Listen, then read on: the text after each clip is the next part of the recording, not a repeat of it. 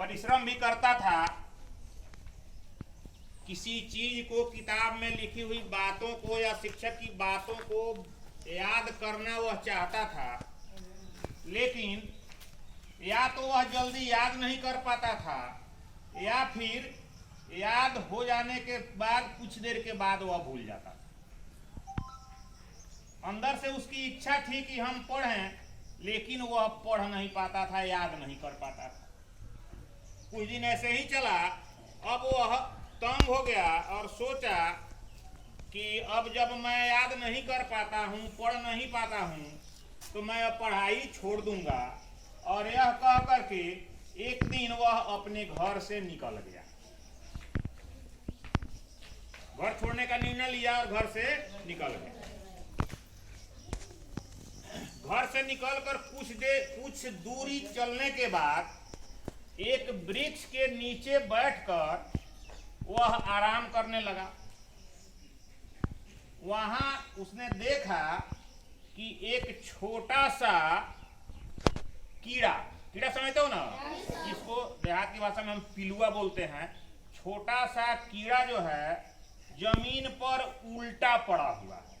उल्टा का मतलब कि पैर ऊपर और उसका शरीर नीचे, उल्टा पड़ा हुआ है और वह बार बार सीधा होने का प्रयास कर रहा है। बड़ा वह गौर से वरदराज जो है उस कीड़ा को गौर से देख रहा था। वह कीड़ा बार बार प्रयास कर रहा है कि हम सीधा हो जाएं, लेकिन वह सीधा नहीं हो पा रहा था।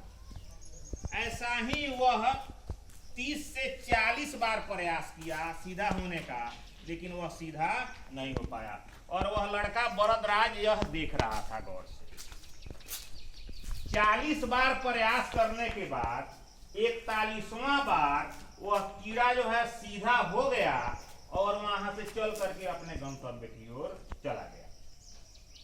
जब यह बात वरदराज देखा तो उसके दिमाग में ये बात आई कि बार बार प्रयास करने से निश्चित रूप से सफलता मिल जाएगी। जैसे कीड़ा जो है 40 बार असफल होने के बाद 41वां बार वह सफल हो गया, तो बार बार परिश्रम करने से सफलता निश्चित रूप से मिलेगी।